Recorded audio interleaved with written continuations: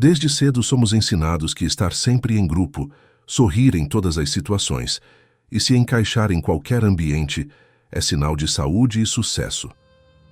Você já notou como a sociedade criou uma espécie de culto à sociabilidade? Mas o que acontece quando a sua mente, mais aguçada e sensível, começa a rejeitar esse padrão? O desconforto que muitos chamam de timidez ou antissocialidade pode ser, na verdade, um efeito colateral da lucidez. Schopenhauer dizia que a solidão é a sorte de todos os espíritos excepcionais. E isso não é uma frase bonita para ser citada em redes sociais. É um diagnóstico profundo da condição humana para aqueles que enxergam demais. O que o filósofo queria mostrar é que quanto mais a consciência se aprofunda, menos a pessoa se ajusta à encenação social.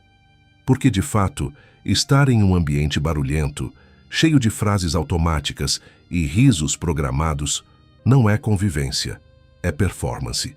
E quando a inteligência percebe esse teatro, algo se cala por dentro. Não se trata de desprezo, mas de um respeito silencioso pela própria autenticidade. É como se a alma dissesse: eu não vou gastar minha energia com máscaras. E nesse gesto, nasce o que muitos interpretam como isolamento, mas que, na realidade, é apenas sobrevivência interior.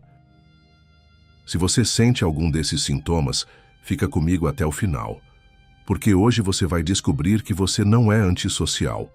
Você apenas percebeu o que a maioria das pessoas ainda não enxerga. Aproveita para curtir esse vídeo agora, escreve nos comentários: eu enxerguei.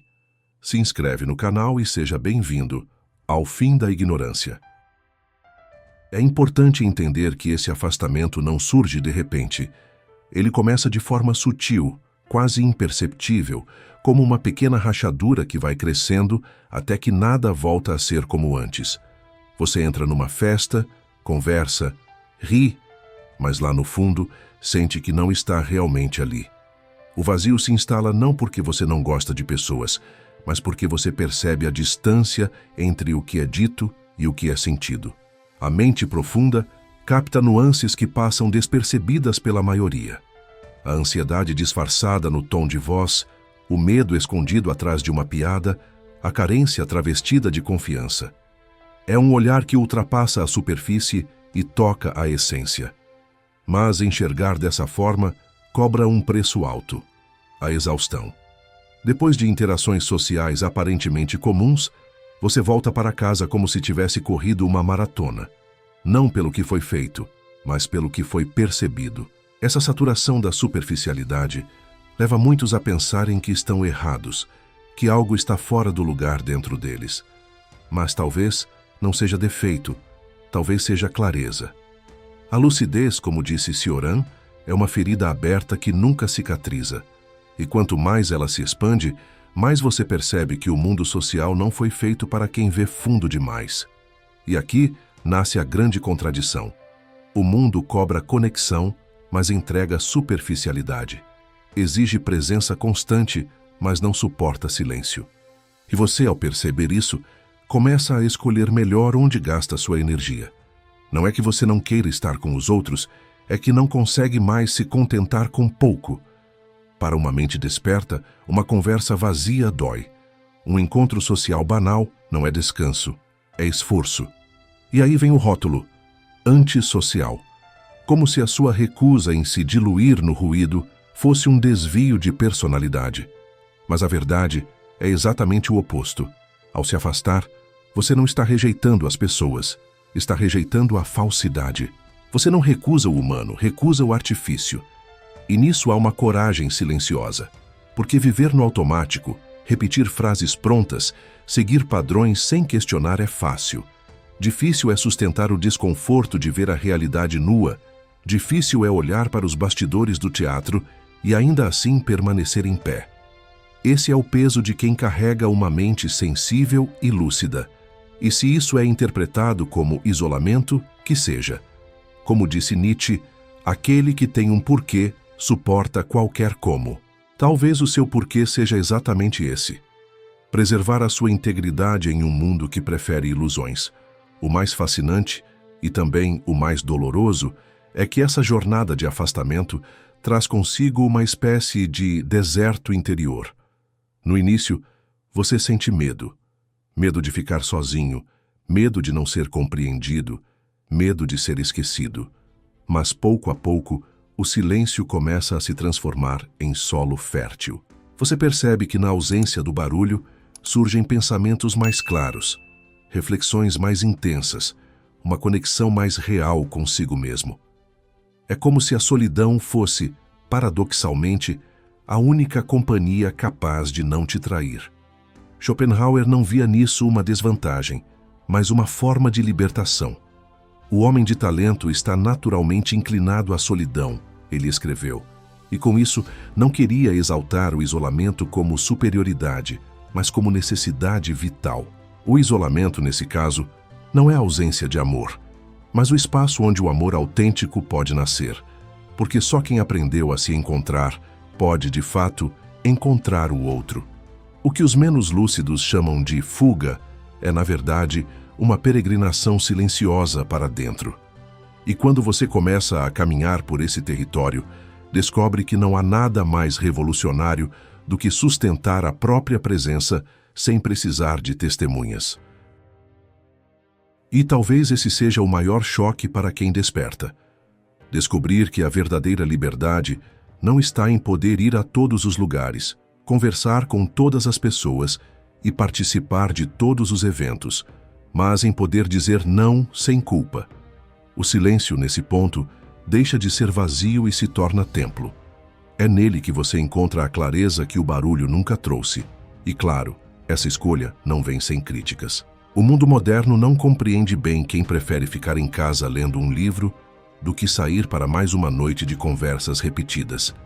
Existe uma pressão quase sufocante para provar constantemente que você está bem, que é social, que participa.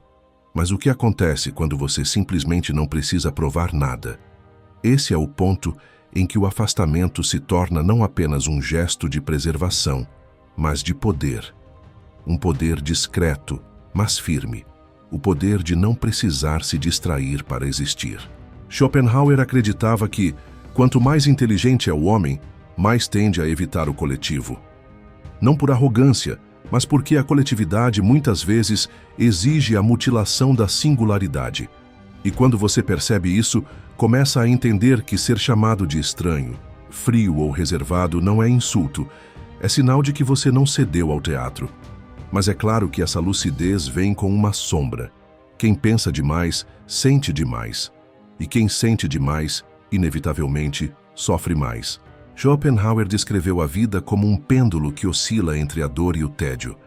Quando não estamos sofrendo, estamos entediados. Quando não estamos desejando, estamos nos cansando de já ter conquistado. Esse ciclo é cruel porque nunca se satisfaz. E justamente aqueles que possuem uma mente mais perspicaz percebem isso de forma mais intensa. Você já sentiu isso? Aquela conquista que parecia tão importante e que no instante seguinte já perdeu o sabor? Aquela conversa que parecia significativa, mas que no fim deixou apenas vazio? Essa é a dor de ver demais. Porque o mundo sobrevive da ilusão. E quando essa ilusão se rompe, resta o confronto com a realidade crua. É como assistir a um espetáculo e perceber os fios, as luzes, os bastidores. A partir desse momento, é impossível voltar a acreditar na encenação.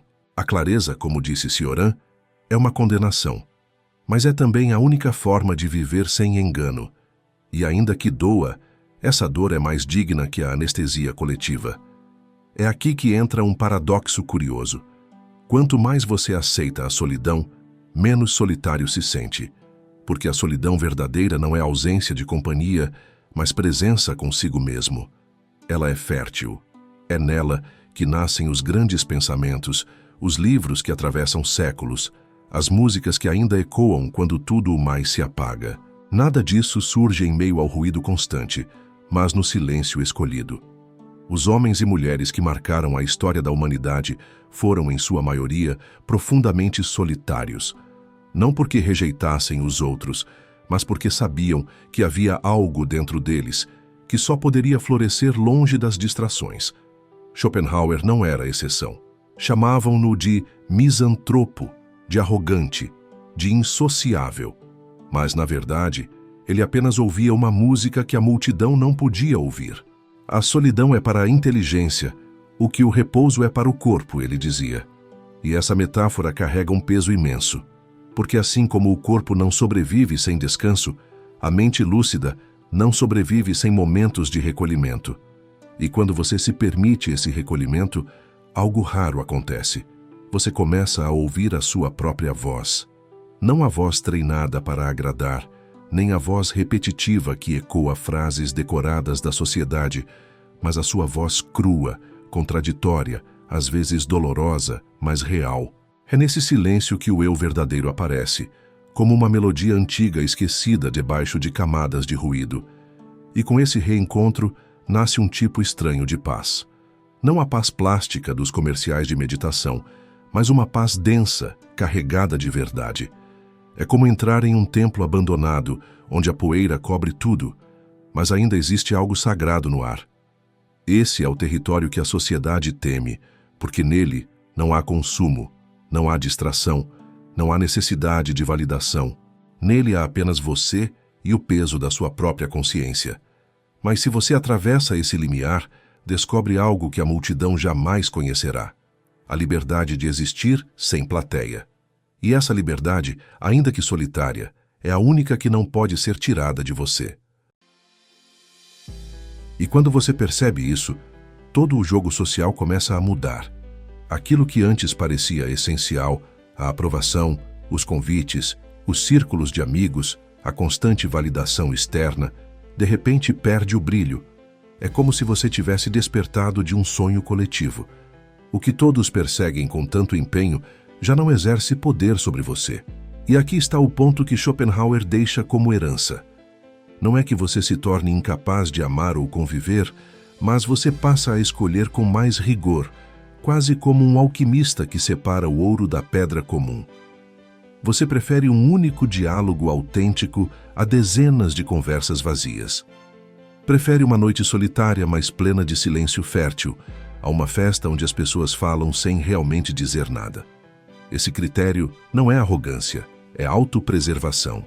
Porque quando você já percebeu o quanto a vida é frágil, curta e cheia de ilusões, não faz sentido desperdiçar energia em performances sociais que não acrescentam nada. Você começa a buscar intensidade em vez de quantidade, verdade em vez de conveniência. E nesse ponto, os rótulos sociais já não importam. Antissocial, frio, estranho, que seja, a lucidez tem seu preço, mas também sua nobreza. E talvez o aspecto mais profundo de tudo isso seja o paradoxo da consciência. Porque se por um lado ver demais dói, por outro, essa dor abre espaço para uma liberdade rara. Uma liberdade que não depende de multidões, mas de coragem. Coragem de encarar o vazio, de não fugir de si mesmo, de suportar o silêncio. A maioria das pessoas não consegue isso. Elas correm para o celular, para a televisão, para a próxima distração, para qualquer coisa que as impeça de ficarem a sós com seus próprios pensamentos. Mas quem aceita o isolamento voluntário começa a experimentar algo transformador. O silêncio deixa de ser incômodo e passa a ser revelador. Nele, você encontra não apenas sua voz, mas um senso de identidade que não precisa de testemunhas. Você deixa de existir apenas quando é visto e passa a existir plenamente mesmo sem ninguém ao redor. Essa é a autonomia da alma. E é também o que mais assusta o mundo. Alguém que não precisa de aprovação para ser inteiro. Schopenhauer não queria que você odiasse o coletivo. Ele queria que você parasse de depender dele. Essa é a grande diferença. Não se trata de fugir, mas de libertar-se. É curioso como o mundo moderno intensificou tudo o que Schopenhauer já criticava. Vivemos em uma época onde estar sozinho é visto quase como doença. A indústria do entretenimento, as redes sociais, os infinitos feeds e notificações existem para manter a mente ocupada o tempo inteiro. A solidão virou um tabu, um fantasma que precisa ser exorcizado a qualquer custo. Mas o que acontece quando você descobre que é justamente nesse espaço rejeitado que se encontra a verdadeira clareza? Você começa a perceber que todo o barulho lá fora não passa de um mecanismo de fuga. O medo ancestral de estar consigo mesmo é o que mantém milhões correndo atrás de distrações, status e relações superficiais. Mas você, ao começar a aceitar o silêncio, já não corre. Você anda em outro ritmo, observa em outro nível, respira outro ar.